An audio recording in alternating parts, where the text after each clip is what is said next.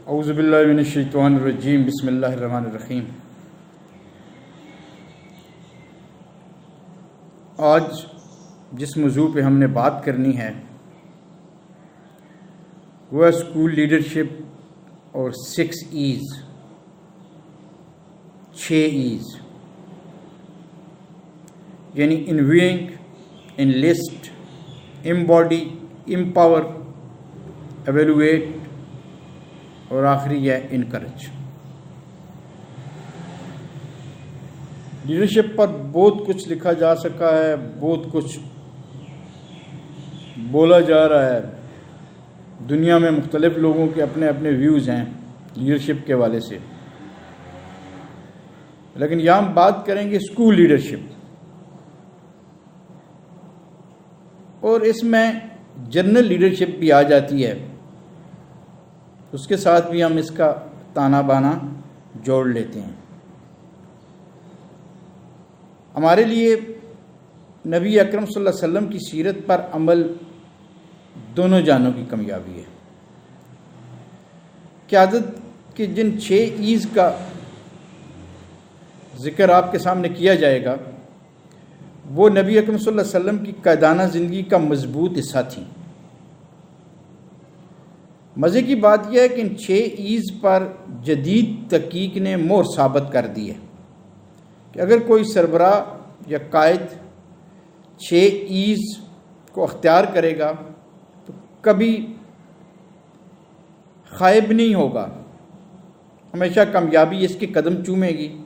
ان 6 as کو اداروں میں، جماعتوں میں، آرگنائزیشنز میں لاگو کر کے ہم اپنے مقاصد کی تکمیل آسانی سے کر سکتے ہیں۔ پہلا ہے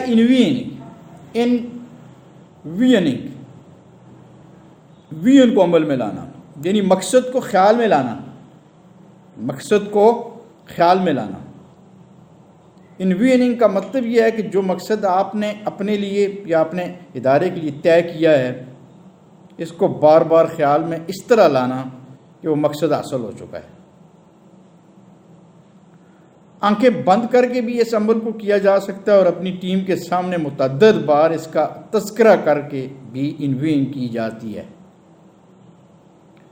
جیسے نبی مکرم صلی اللہ علیہ وسلم صحابہ کے سامنے مستقبل کے حوالے سے روم اور فارس کی فتوحات کی خوشخبریاں بیان فرماتے تھے۔ اس پورے عمل کو انویژننگ کہتے ہیں۔ انویژننگ، اس میں عام بات یہ ہے کہ سربراہ ادارہ اپنے ادارے کے حوالے سے جو بھی اہداف مقرر کرے وہ سمارٹ اصول کے مطابق ہوں۔ سمارٹ اصول، SMART، سمارٹ۔ اور جب انویژننگ کرے تو اہداف کے اصول کو کامل یقین کے ساتھ ذہن میں دہرائے اور اپنی ٹیم سے بات کرتے وقت بھی پختہ یقین شامل ہو کہ ہم نے یہ چیز حاصل کرنی ہے۔ دوسری بات ہے فہرست میں شامل کرنا، انلسٹ۔ انلسٹ کا مطلب ہے کہ اپنے متعین کردہ مقاصد کے اصول کے لیے افراد کی ایسی ٹیم بنانا جو کہ اخلاص اور اہلیت سے آراستہ ہو اور اپنے سربراہ کی اطاعت اور مقاصد کے مطابق کام کرنے کی تڑپ رکھتی ہو۔ سب سے مخلص اور قابل انسان محمد صلی اللہ علیہ وسلم کو بھی اپنے مقصد کی تکمیل کے لیے ٹیم کی ضرورت تھی۔ ان کی دعائیں رب کے حضور پیش ہوتی تھیں جن میں وہ عمر رضی اللہ تعالی عنہ کو مانگ رہے ہوتے تھے اور حضرت ابوبکر صدیق رضی اللہ تعالی عنہ کے لیے کہہ رہے ہوتے تھے کہ ان کا احسان ہمیشہ مجھ پر رہے گا۔ خیبر کی فتح کے لیے بھی محمد صلی اللہ علیہ وسلم کو مضبوط ہاتھوں کی ضرورت تھی اور اذان کے لیے بھی سریلی آواز کا انتظام کیا ہوا تھا۔ اب سوال یہ ہے کہ کوئی بھی سربراہ، لیڈر، قائد، رہنما اکیلے کچھ کر سکتا ہے؟ بالکل نہیں، وفادار ساتھیوں کی ضرورت ہوگی۔ ان کو وفادار بنانے اور صلاحیتوں کے مطابق کام لینے کے عمل کو انلسٹنگ کہتے ہیں۔ ہمارے ادارے بھی انلسٹنگ کے متقاضی ہیں۔ ادارے میں اس ای کو استعمال کرنا یقینی کامیابی کی نوید ہے۔ تیسرا ہے امباڈی، مجسم کرنا۔ اس ای کا آسان مطلب یہ ہے کہ سربراہ ادارہ کا جو بھی نظریہ ہے، تھیوری ہے، سوچ ہے، اس کو عملی شکل میں ڈھالنا، یعنی روح کو جسم دینا۔ کیا کوئی کہہ سکتا ہے کہ نبی مکرم صلی اللہ علیہ وسلم نے اپنی زندگی میں کوئی مقصد طے کیا ہو اور اس کو حاصل کرنے کے لیے عملی طور پر کوئی حکمت عملی مرتب نہ کی ہو؟ اس حکمت عملی پر فہرست میں شامل ساتھیوں کے ساتھ مل کر عمل نہ کیا ہو؟ ہم مسلمان کیا کافر بھی اس بات کی گواہی دیتے ہیں کہ تاریخ میں جس شخصیت نے سب سے زیادہ اثر ڈالا، مشکل کام کیا، ناقابل یقین انقلاب لایا، وہ ہمارے نبی محمد صلی اللہ علیہ وسلم ہے۔ امباڈی کا اداروں میں استعمال ریڑھ کی ہڈی کی حیثیت رکھتا ہے۔ آپ کہیں گے کہ عمل تو ہر ادارے میں ہوتا ہے، آپ کس عمل کی بات کر رہے ہیں؟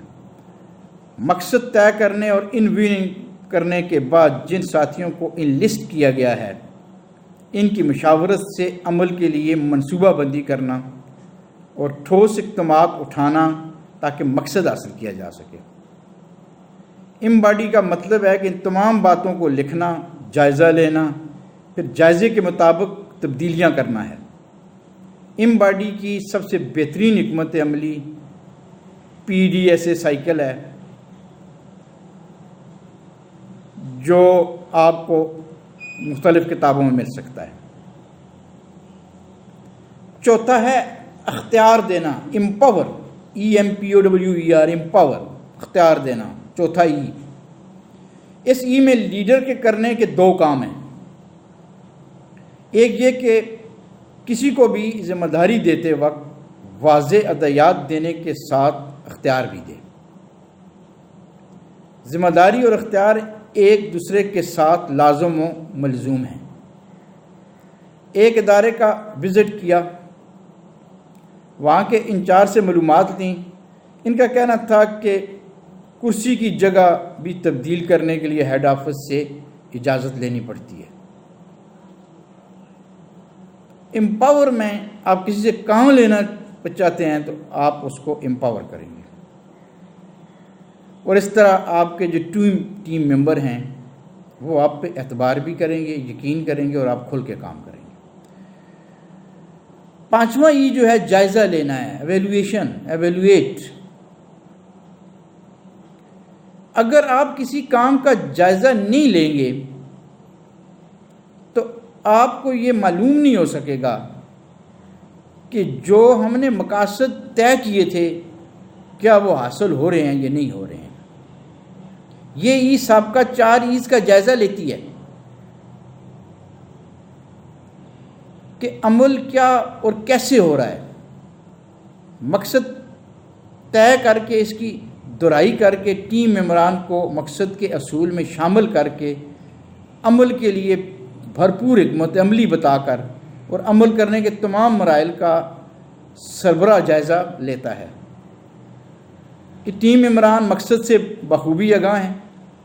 اگر کوئی کمی رہ گئی ہے تو سربراہ اس کمی کو دور کرنے کے لیے دوبارہ منصوبہ بندی کرتا ہے اور پھر ساتھیوں کو عمل کے لیے ابھارتا ہے۔ اگر ایویلویشن نہیں ہوگی تو آپ یہ سمجھیں کہ آپ اندھیرے میں بیٹھے ہوئے ہیں، آپ کو کوئی پتہ نہیں ہے کہ جو مقاصد ہم نے طے کیے ہیں اس پہ کس حد تک عمل ہو رہا ہے، وہ کیا آپ کی ٹیم جو ہے اس پر عمل کرنے کے قابل ہے کہ نہیں ہے، یا ویسے آپ کی میٹنگ میں سارے لا رہے ہیں۔ چھٹا جو ہے اس کو کہتے ہیں انکرج، حوصلہ بڑھانا، انکرجمنٹ، چھٹا ای۔ آخری ای لیڈرشپ کا آخری پنچ ہے، اس کے بغیر لیڈرشپ مکمل ہی نہیں ہوتی۔ جو حوصلہ بڑھاتا ہے اور جس کا حوصلہ بڑھایا جاتا ہے، دونوں کے جذبات میں فرق ہوتا ہے۔ اس لیے اس ہی کو زیادہ تر نظر انداز کیا جاتا ہے۔ جذبات میں فرق اس طرح کہ جب ہم کسی کو کہتے ہیں کہ آپ نے ماشاء اللہ زبردست کام کیا ہے، اس وقت اس کے جذبات آسمان کو چھو رہے ہوتے ہیں۔ اس لیے مکمل شعور اور کوشش کے ساتھ حوصلہ افزائی کے لیے الفاظ کہنے پڑتے ہیں، جو کہ عام سربراہوں کے لیے بہت مشکل عمل ہوتا ہے۔ اور یہ جو انکریجمنٹ ہے، حوصلہ بنانا ہے، یہ بندے کی کارکردگی کو چار چاند لگا دیتا ہے اور اسے آنے والا کام کرنے کے لیے بہت بڑے حوصلے دیتا ہے۔ لاسٹ بٹ ناٹ لیسٹ، عرف آخر، تمام سربراہان سے گزارش ہے کہ ان 6 ایز کو اپنے معمولات کا حصہ بنا لیں۔ اس وقت آپ کا ادارہ، جماعت، آرگنائزیشن جس جگہ موجود ہے، میں آپ کو یقین دلاتا ہوں اس کو ترقی کرنے سے کوئی بھی روک نہیں سکے گا، بلکہ اس کی ترقی کا مقابلہ کرنے کے لیے لوگ مثبت مقابلہ نہیں کریں گے بلکہ سازشیں کریں گے۔ اسی کے ساتھ آپ سے اجازت چاہوں گا۔ وما علینا الا البلاغ المبین۔